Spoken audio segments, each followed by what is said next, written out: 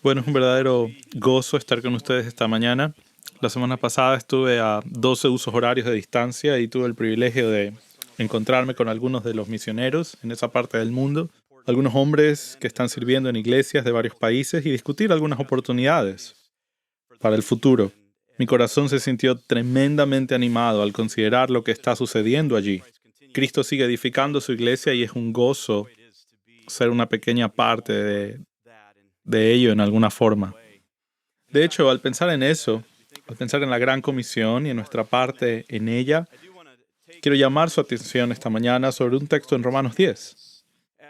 Como mencionó el Dr. Busenitz, estamos en una serie que en realidad corresponde a un grupo de artículos que se publicarán en The Master Seminary.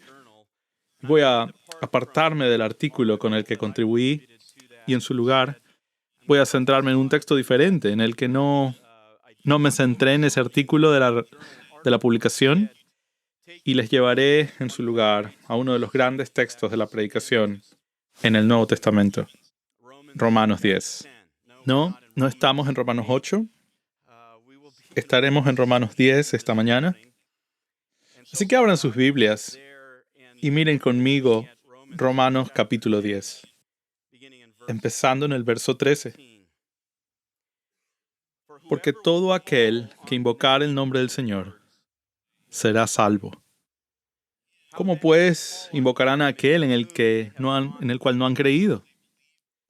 ¿Cómo creerán en aquel de quien no han oído? ¿Y cómo oirán sin haber quien les predique? ¿Cómo predicarán si no son enviados? Como está escrito, qué hermosos son los pies de los que anuncian las buenas nuevas. Como ustedes saben, esta gran carta, tal vez la más grande carta teológica jamás escrita, es Romanos. Esta carta está dedicada al tema de la justicia de Dios. Empieza incluso en ese texto tan conocido, ese texto lema, en el capítulo 1, versos 16 y 17. Leemos estas palabras. Porque no me avergüenzo del Evangelio, porque es el poder de Dios para salvación a todos los que creen. Porque en ese Evangelio se revela la justicia de Dios. A partir de ese versículo, el apóstol Pablo comienza esta gran exposición épica de la justicia divina. Comenzando en el verso 18 hasta el capítulo 3, verso 20, vemos a Pablo enfocarse en la necesidad de justicia que toda la humanidad general, universalmente, está condenada debido a su injusticia. Lo hemos resumido tan vívidamente en el capítulo 3, verso 10, donde Pablo hace esta declaración: no hay justo ni aún uno, ni siquiera uno. Luego, en el 3:21 al capítulo 5:21, vemos la gran provisión de la justicia de Dios. Está explicado allí en la doctrina de la justificación por medio de la fe en Jesús, resumida de forma increíble. Luego, en el capítulo 5:18, donde Pablo dice, por una sola transgresión resultó la condenación para todos los hombres. Pero así también, un solo acto de justicia resultó en la justificación para todos los hombres. Luego, comenzando en el capítulo 6, verso 1, hasta el final del capítulo 8, verso 31, Pablo expone la gran manifestación de esta justificación, de esta justicia en la vida del Hijo de Dios, en sus doctrinas sobre la santificación, aquella manifestación de la justicia, habiendo sido imputada al que cree. El capítulo 6:19 lo describe bien cuando dice, porque así como presentáis vuestros miembros como esclavos de impureza a la iniquidad, resultando solo en más iniquidad, ahora habiendo sido justificados, recibido la justicia de Dios, imputada a vuestra cuenta, presentad vuestros miembros como esclavos a la justicia, que resulta en santificación. Luego en los capítulos 9 y 10 al 11 vemos el gran triunfo de la justicia de Dios. ilustrado en la restauración de Israel, de acuerdo al justo decreto de Dios. Aunque el apóstol Pablo expone y dice, incluso veremos en Romanos 10, el valor de la condenación de Israel. La justicia de Dios triunfará incluso en la nación. Porque él dice en el capítulo 11, 28, 29, él dice, desde el punto de vista del Evangelio, ellos son enemigos por causa de ustedes. Pero desde el punto de vista de la elección de Dios, ellos son amados por causa de sus padres, porque los dones y el llamado de Dios son irrevocables. Esta es la sección en la que encontramos nuestro texto, ya que el apóstol Pablo trata tanto de la condenación de Israel como su futura restauración. Un tiempo venidero en el que Israel recibirá la justicia de Dios y mirará al que había traspasado, e Israel se reunirá y volverá a ser una nación. Aún más importante, la justicia de Dios será escrita en sus corazones. Nuestro texto se encuentra en el capítulo 10. Y en el capítulo 10, comenzando en el verso 1, el apóstol Pablo detalla su amor por la nación judía. Él dice esto: hermanos, el deseo de mi corazón y mi corazón a Dios por ellos es por su salvación. Porque doy testimonio acerca de ellos que tienen un celo por Dios, no conforme a la ciencia o al conocimiento, pues no conociendo la justicia de Dios y procurando establecer la suya propia, no se sujetaron a la justicia de Dios, porque Cristo es el fin de la ley para justicia a todo el que cree. Ahora, el apóstol Pablo trata en esta sección con la ignorancia de Israel, de la justicia de Dios. Pero a medida que avanza en su argumento, procede a dar la cura para esta ignorancia. También señala el hecho de que Israel es culpable en su ignorancia, que el mensaje de cómo se recibe esta justicia no es algo que sea mantenido en secreto, sino que sea publicado y sea enviado hasta los confines de la tierra. Ahí es donde encontramos nuestro texto, en lo que resulta ser una sección que trata de la ignorancia culpable de Israel. Encontramos este precioso texto que nos da una profunda visión del papel del predicador. Y mientras observamos esto, quiero que note que el verso 13 sirve como el final, el resumen de un párrafo previo que comenzó en el verso 5. Sirve como el resumen del énfasis de Pablo en esos versículos. Encontramos en el verso 13 una cita del Antiguo Testamento, pero inmediatamente después, Pablo lanza un nuevo párrafo que contiene 4 preguntas retóricas y termina con otra cita del Antiguo Testamento.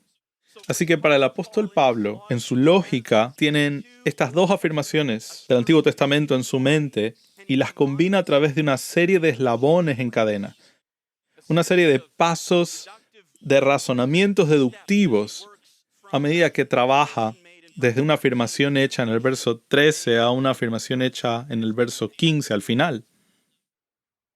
Estas cuatro preguntas retóricas son lógicamente antecedentes de la pregunta que sigue.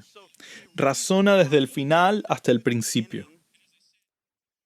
Como he dicho, estas 2 afirmaciones sirven como extremos que unen esta cadena. A medida que Pablo avanza a través de estas preguntas retóricas, emplea un recurso llamado clímax, en el que cada pregunta subsiguiente toma una palabra clave de la pregunta anterior y la convierte en el centro de la pregunta subsiguiente. Encontramos algo similar en Romanos 5, del 3 al 5, donde se muestra el razonamiento lógico y cuidadoso de Pablo. Pero lo que encontramos aquí en estas preguntas retóricas es una serie de eslabones. Estos eslabones nos proporcionan una visión profunda de los medios de salvación. A medida que avanzamos en el texto, quiero que note estas 3 secciones, estos desarrollos de la lógica de Pablo. En primer lugar, en el verso 13, vemos en el final del párrafo anterior Pablo comienza con una declaración relativa a la oferta de la justicia divina. Vamos a llamar a esto la oferta universal de la justicia divina. Verso 13. Pablo luego describe los medios por los cuales se realiza esta justicia. Y eso lo veremos en los versos 14 y 15. Y la primera mitad del verso 15. Y lo llamaremos los medios necesarios para recibir la justicia divina. Hay 4 de ellos. Y luego Pablo hará una conclusión sobre lo que proclama esta justicia. Al final del verso 15, lo llamará el valor incomparable del mensajero de la justicia divina.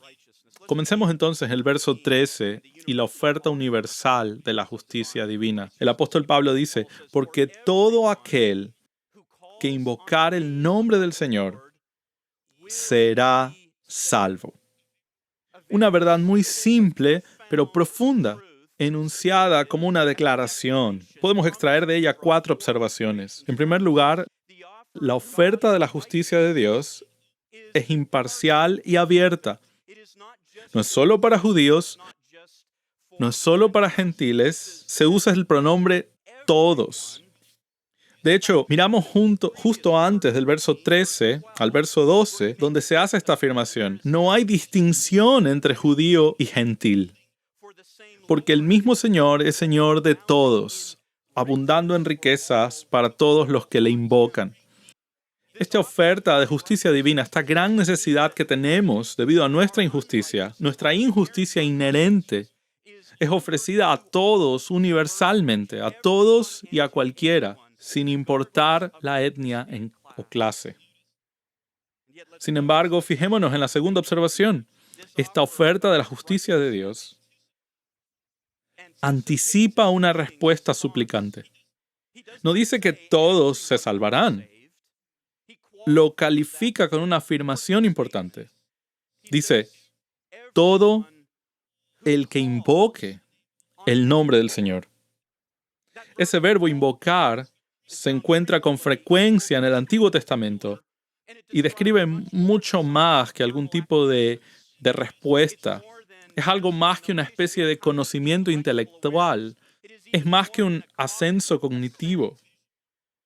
Lo que se prevé aquí con ese verbo, invocar, es esa fe de nivel profundo, este tipo de fe adoradora.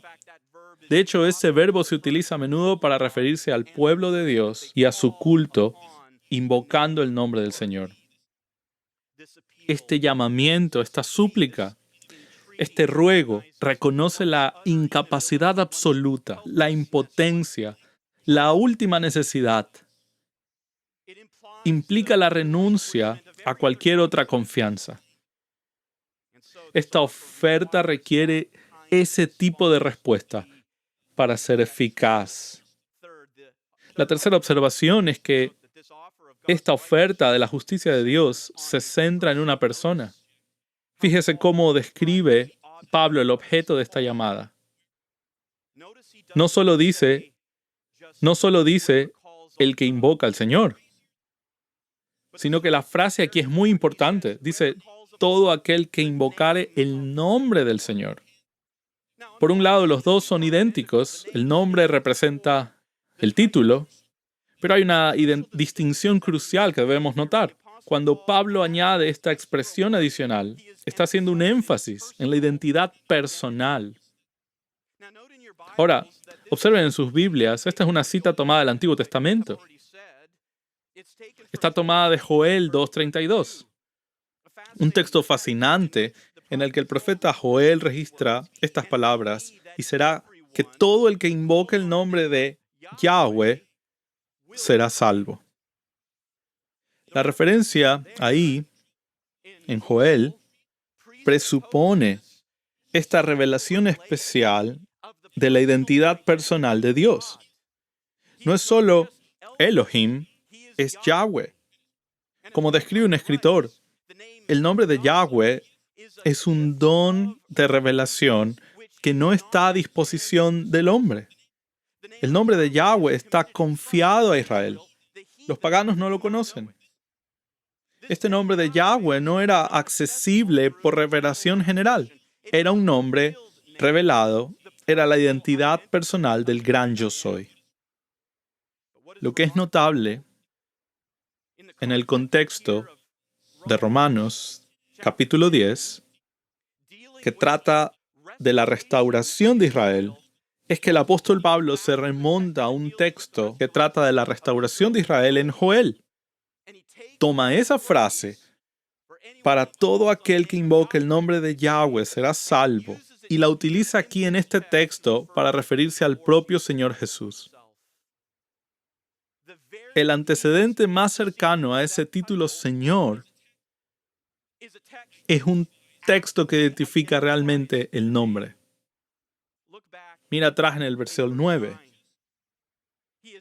Él acaba de decir estas palabras. Dice, si confiesas con tu boca, ¿qué? Que Jesús es el Señor, y crees en tu corazón que Dios lo resucitó de entre los muertos, serás salvo. Pablo atribuye el poder salvífico no al título del Señor, sino al nombre de Jesús, que toma como equivalente al propio Yahweh. Es más, del mismo modo que Yahweh era un nombre que no era accesible a través de la revelación general, tampoco el nombre de Jesús es accesible a través de la revelación general. No lo encuentras al reverso de una hoja en los árboles, ni escrito en el cielo, ni en tus huellas dactilares. Se trata de una revelación especial. Esto es lo que requirió la gran tarea de la predicación. Por cierto, esta era la gran ambición misionera de Pablo. Si vamos a Romanos 15, verso 20 al 21, vemos que describe su intención. Está escribiendo a la iglesia romana no solo para darles una gran exposición de esta doctrina, está escribiendo a la iglesia romana para animarles a que se preparen para su llegada, para que puedan ayudarle para entrar a España, un lugar donde no se nombraba a Cristo. Y ese es Jesús. Pablo estaba impulsado por esta realidad de que el nombre de Jesús es un conocimiento especial. Y hay lugares donde ese nombre no es conocido, pero ese nombre es central para la salvación. Cuarta observación de este verso 13, es que la oferta de la justicia de Dios es una promesa. Es muy simple, es un hecho declarativo. Observen que dice, todo aquel que invocar el nombre del Señor será salvo. Esto sucederá sin duda alguna, si cumples la condición. No hay otras condiciones. No hay letra pequeña. No hay incertidumbre asociada con esto. No existe la posibilidad de fracaso. La promesa fundamental es esta. Cualquiera, hombre o mujer, adulto o niño, judío o gentil, esclavo o libre, educado o inculto, rico o pobre, cualquiera que invoque al Señor Jesús será salvo. Será salvo. El verso 3 es una afirmación increíble. Y sé que aún nos llevará toda la eternidad a sondear sus profundidades. Nosotros que somos totalmente indignos, podemos tener la justicia de Dios. ¿Cómo ocurre esto? Esta afirmación es profunda, pero sigue siendo un tanto abstracta. ¿Cómo llegamos a conocer a ese Jesús de forma personal, ese nombre que representa a una persona y su obra? Pues bien, eso es lo que se detalla en los versos que siguen. Veamos ahora los medios necesarios para recibir la justicia divina. Versos 14 y 15. Como dije, hay 4 medios necesarios por los cuales esta salvación ocurre en espacio y tiempo en la vida de un pecador individual. Pablo las expresa en 4 preguntas retóricas, y como son retóricas, la implicación es que la respuesta es obvia. Las preguntas retóricas son dadas para contemplación, pero aquí las respuestas son evidentes. Y cada una de estas preguntas comienza con una pregunta que afirma o demuestra una forma. Hace la pregunta ¿cómo? ¿Cómo? ¿Cómo? Como he dicho, cada una de estas preguntas es lógicamente un antecedente de la primera. Veamos el primero de estos medios necesarios. Al principio, el verso 14, se hace la pregunta, ¿cómo pues invocarán a aquel en quien no han creído? Como pregunta retórica, se enuncia para contemplación, pero podemos también utilizarla como indicativo, y la manera de enunciarla como indicativo sería esta: no pueden invocar el nombre de Jesús a menos que sepan acerca de Él. No pueden invocar ese nombre a menos que conozcan verdades básicas sobre Él. Aquí hay una distinción importante entre los dos verbos. El primer verbo es uno que ya hemos visto, invocar el nombre del Señor. Como se ha subrayado, eso es una fe fiducia. Es fe adoradora. La forma en que Pablo expresa el segundo verbo, creer, pisteuo, más la preposición, no indica necesariamente fe salvífica, pero sí conocimiento. Y de eso se trata este primer significado. Debe haber conocimiento. Si se va a hacer una petición de salvación, debe hacerse sobre la conciencia básica y la ascensión a la realidad de ciertos hechos. Debe haber tanto conocimiento como ascenso a la revelación de la persona en la obra de Jesús. Y esto no es un conocimiento simplista. Volvamos al verso 9. Pablo resume los hechos que deben publicarse, que deben darse a conocer. Si confiesas con tu boca que Jesús es el Señor, hay un énfasis en su persona. Él es el Señor, su señorío. Además, debes creer en tu corazón que Dios le resucitó de entre los muertos. Allí Pablo se refiere a ese último acto de la expiación, que es la resurrección de entre los muertos, pero presupone todo lo que ha ocurrido previo a ello. Esa vida justa de Cristo, su ofrecimiento de sí mismo como sacrificio, su muerte y ahora su resurrección. Es por eso que Él vino a hacer todo esto. Y Pablo dice que debe haber conciencia de estos hechos, si ha de haber una invocación de su nombre. Debe haber una conciencia de la verdad. El énfasis de Pablo aquí es que los que no han llegado a conocer, los que no han llegado a reconocer que Jesús es el Señor resucitado, el justo, el que vivió esa vida sin pecado y luego se ofreció como sacrificio por los pecadores. Si no hay un conocimiento de estas verdades, la implicación es que no puede haber un verdadero llamamiento a Él para salvación. Ese es el primer medio. El primer medio necesario, el conocimiento. Ahora Pablo da otro paso atrás. En el segundo medio, enfatiza el oír. Note el verso 14. ¿Y cómo creerán en aquel de quien nunca han oído? El apóstol Pablo da un paso atrás y dice, si invocar al Señor requiere conocimiento de su persona y su obra, entonces uno debe tener ese conocimiento proclamado a Él. Él debe oír. Ahora bien, esta idea de oír implica un mensaje externo. Este conocimiento de la persona y obra de Jesús no es innato, no es intuitivo, es diferente a la revelación general. De hecho, puedes volver al capítulo 1, verso 19, donde Pablo describe la revelación general. El conocimiento acerca de Dios, el conocimiento innato acerca de Dios que ha puesto en cada uno de nosotros. Pablo dice esto, lo que se sabe acerca de Dios, cierto conocimiento acerca de Dios, es evidente en ellos. La salvación, el conocimiento salvífico, lo que es necesario para conocer al único Dios verdadero, lo que es necesario para la salvación, no es evidente dentro del pecador. Debe venir de fuera. De hecho, hay una característica interesante en este texto. Si lees la versión NASB en inglés, dice, ¿cómo van a creer de aquel de quien no han oído? La versión LSB corrige esto y lo plantea.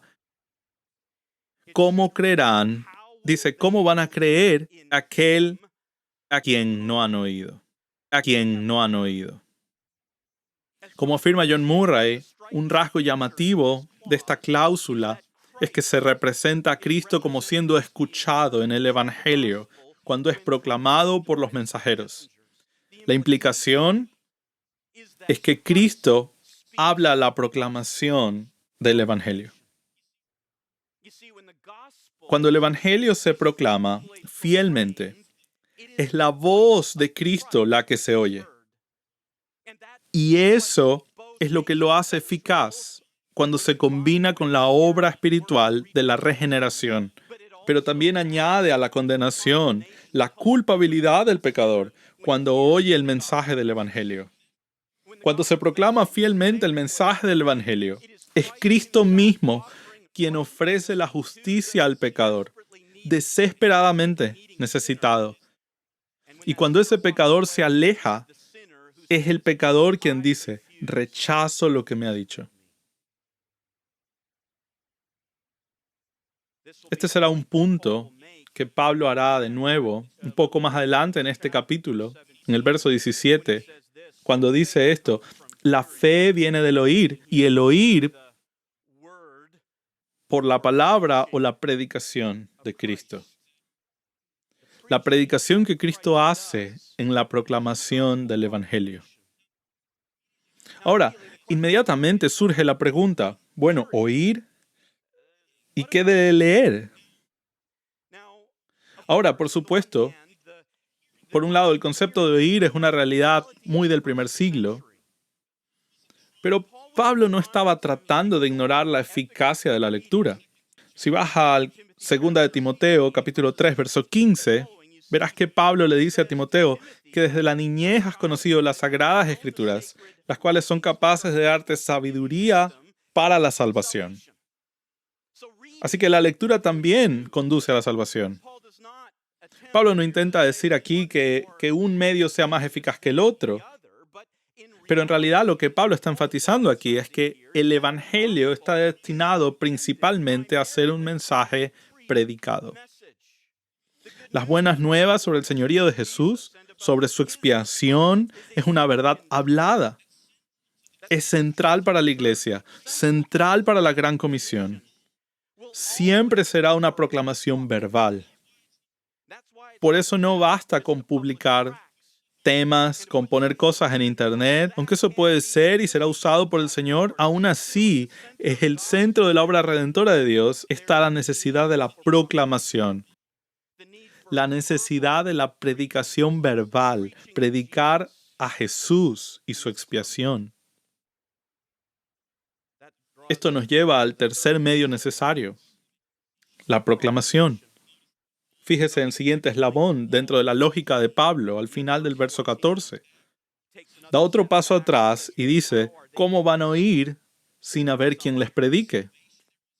Para que haya salvación debe haber conocimiento. Para que haya conocimiento debe haber quien escucha, específicamente la palabra de Cristo. Ahora bien, para que haya quienes escuchen de Cristo, debe haber alguien que lo proclame, alguien que pronuncie su voz. Una vez más, podemos ver esta pregunta retórica y convertirla en indicativo.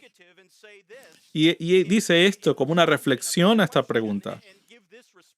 No pueden oír sin alguien que les predique. Por cierto, esto pone rápidamente a descansar ese dicho popular. Dice, predicar el Evangelio y a veces usar palabras. Tan antitético a la lógica de Pablo aquí. ¿Cómo van a escuchar sin que alguien les predique? Sin el uso de palabras. Es oportuno citar aquí la segunda confesión helvética, que afirma que la predicación de la palabra de Dios es la palabra de Dios, que ciertamente surge de nuestro eslabón anterior de la cadena aquí, cuando hablan de oír la voz de Cristo. Pero es este eslabón dentro de la lógica de Pablo que le ayuda a explicar eso y a clarificar esa afirmación. Se emite un correctivo o una calificación particular por el vocabulario de esta cláusula en particular. ¿Cómo van a escuchar sin que alguien predique? Fíjese en la frase que se traduce como alguien que predica. Pablo usa un verbo allí, kerisein. Es el verbo más prominente en el Nuevo Testamento para describir el acto de la predicación cristiana. Para resumirlo simple, el verbo significa ser un heraldo. La etimología de este verbo viene de alzar la voz, un pregonero. Se extrae de la historia. Pablo no fue quien inventó este término. Proviene del pasado, cuando un rey, un emperador, enviaba un mensajero que llegaba a la plaza de la ciudad y alzaba su voz y daba el anuncio. Era un anunciador. De hecho, de ahí viene el sustantivo kerux. Se traduce simplemente como heraldo o anunciador. Alguien que alza la voz en una plaza, en un centro de una ciudad para dar a conocer anuncios de autoridad que no son suyos. Alguien predicando un texto se refiere al acto de proclamar lo que no es nuestro, lo que no se origina en la mente del predicador. Un artículo útil titulado ¿Qué es predicar según el Nuevo Testamento? Lo describe así. En el acto de kerisein, el acontecimiento se hace realidad para el oyente. Por lo tanto, es de esencial importancia que el heraldo haga el anuncio correcto. No le está permitido dar su propia opinión, sino que solo puede transmitir un mensaje que él mismo ha recibido de quien le envía.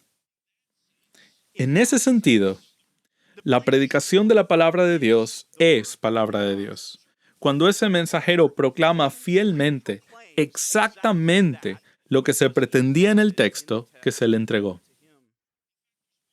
De hecho, hay otra observación importante que hacer al respecto. Observen cómo se utiliza aquí el lenguaje, y es intencional de parte de Pablo. Dice, ¿cómo van a oír sin que alguien les predique? Observen que no dice, ¿cómo van a oír sin un predicador? Pudo haberlo dicho. Podía haber dicho, ¿cómo van a oír sin un kerux? Pero no usa ese sustantivo. De hecho, lo que es fascinante cuando miras a este término en el Nuevo Testamento es que el término kerux solo se usa 3 veces en el Nuevo Testamento. Pero el verbo kerisein se usa 60 veces. ¿Por qué?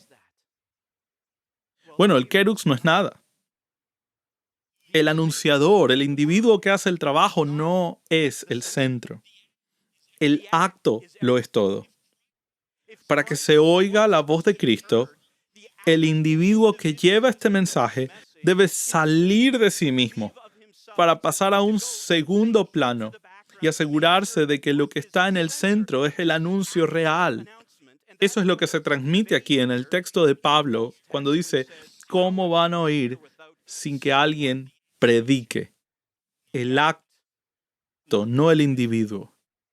Leon Morris dice lo siguiente, el énfasis de este verbo está en la autoridad y exactitud del contenido de lo que se proclama, y en que aquel a quien se confía el mensaje está bajo la autoridad de quien lo envió como heraldo.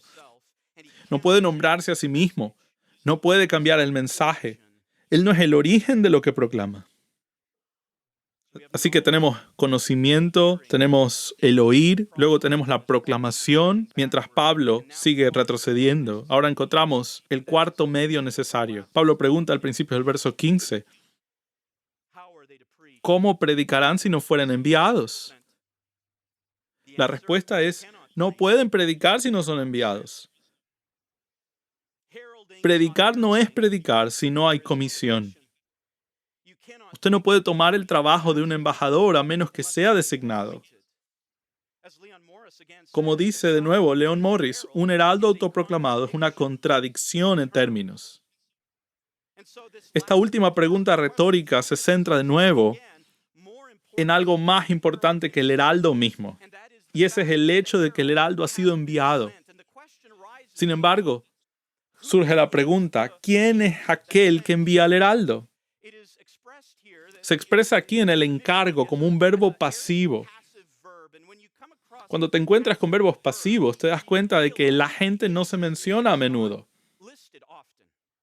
Y te hace pensar, ¿quién es aquel que hace el envío? Ahora, probablemente usted ha escuchado este texto usado como una manera de animar a las iglesias locales a hacer envíos o actividades misioneras. Pero el agente aquí no es la iglesia local. En cambio, la respuesta correcta aquí es el Señor Jesús mismo, aquel cuya voz se escucha en la proclamación fiel, es el que está detrás de todo, como el que ha comisionado a aquellos a predicar.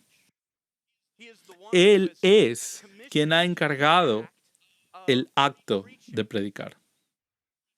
Frederick dice esto: esta afirmación es decisiva para la comprensión del oficio de la predicación.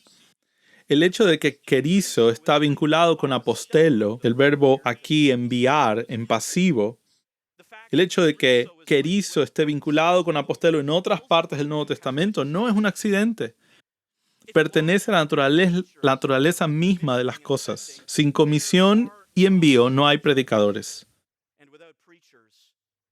Sin predicadores no hay proclamación. Se plantea entonces otra pregunta. ¿Han sido enviados estos predicadores?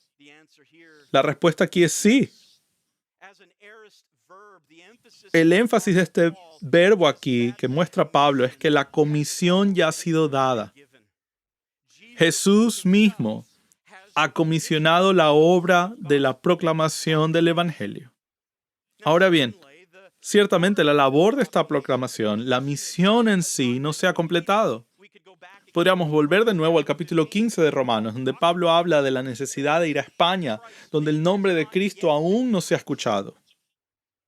Pablo no está diciendo que la obra de evangelización se haya completado, sino que lo que está diciendo es que Jesús ha emitido su comisión. Ha liberado un ejército de predicadores que llevan su palabra. Esto nos lleva al tercer elemento importante de la lógica de Pablo aquí, ya que pasa de la oferta universal de perdón de Dios a los medios necesarios para recibir la justicia de Dios y ahora al valor incomparable del mensajero de la justicia divina. Parte final del verso 15. Termina con esta conmovedora conclusión. Como está escrito, qué hermosos son los pies de los que anuncian las buenas nuevas. Al igual que lo hizo en el verso 13, Pablo vuelve al Antiguo Testamento, esta vez a Isaías 52. Esta vez a otro gran texto que describe la futura restauración de Israel.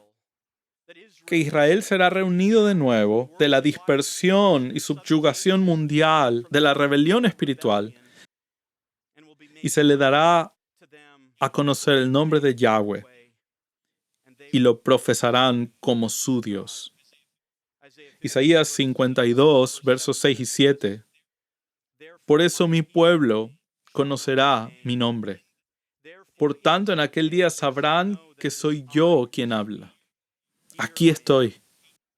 Qué hermosos son sobre los montes los pies de los que traen buenas nuevas, del que publica la paz, del que trae buenas nuevas de gozo, del que publica la salvación, del que dice a Sión, tu Dios reina.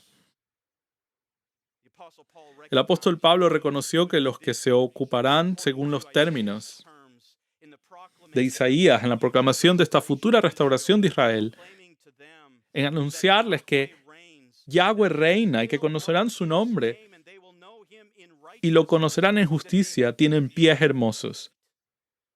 Que el mensaje de esperanza que dan a la nación los hace hermosos. Además, Aquí esta misma sección de la carta a los romanos, Pablo trata la condenación de Israel y sin embargo su futura restauración, su futura salvación, y trae a colación este contexto en concreto y subraya la belleza de quien lleva el mensaje. De hecho, el propio Kerux no es nada en este proceso. El Kerux no beneficia al mensaje. El Kerux no añade nada propio. No lo hace más aceptable, no lo adapta, no necesita contextualizarlo. Él simplemente lo lleva a la gente. Pero Pablo no puede escapar a la conclusión de que los que participan en ese mensaje tienen un hermoso rol que desempeñar en el plan de la redención de Dios. Me gusta cómo lo expresó William Carey en 1792, cuando todavía estaba en Inglaterra luchando contra la oposición de colegas de bautistas, y él escribió una obra titulada Una investigación sobre las obligaciones de los cristianos de usar medios para la conversión de los paganos. Y en esa obra trata varias objeciones a la evangelización.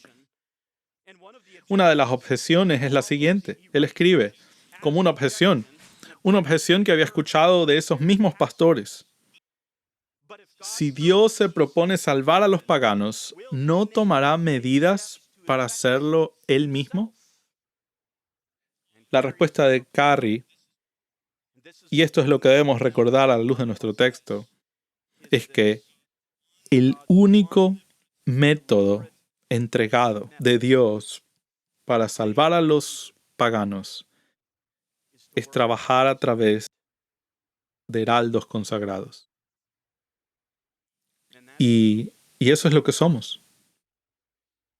Ciertamente, nuestro mundo mira lo que hacemos, lo vituperia, lo ridiculiza. Y sin embargo, esta es la preciosa paz en la cadena de Dios, en la economía de la redención. Pero no nos detengamos ahí. Sobre todo, demos un paso atrás y reconozcamos la gran sabiduría y el poder de nuestro Dios, que ordena que tengamos ese papel en su gloria. Oremos.